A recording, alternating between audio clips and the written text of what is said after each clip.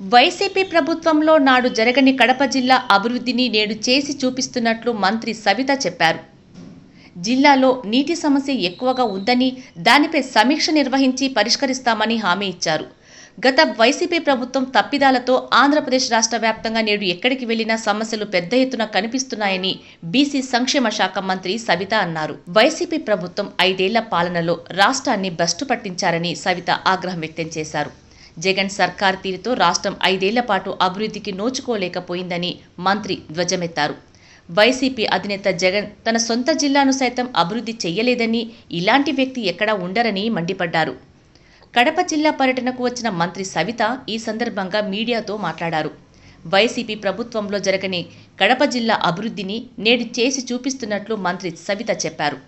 జిల్లాలో నీటి సమస్య ఎక్కువగా ఉందని, దానిపై సమీక్ష నిర్వహించి పరిష్కరిస్తామని హామీ ఇచ్చారు.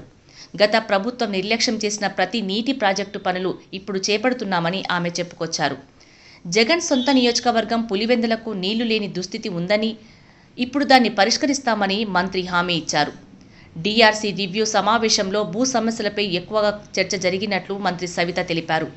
భూ కబ్జాలకు పాల్పడిన వారిని ఎవ్వరినీ వదిలిపెట్టేది లేదని హెచ్చరించారు. భూ కబ్జాలపై టాస్క్ ఫోర్స్ వేసి కఠిన చర్యలు తీసుకుంటామని మంత్రి సవిత తెలిపారు.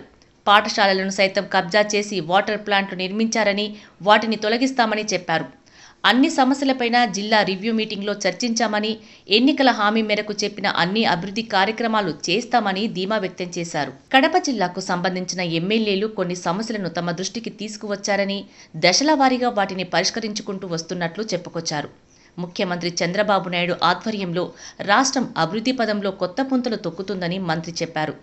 ప్రధాని నరేంద్ర మోడీ సహకారంతో పోలవరాన్ని పూర్తి చేస్తామని ఆశాభావం వ్యక్తం చేశారు.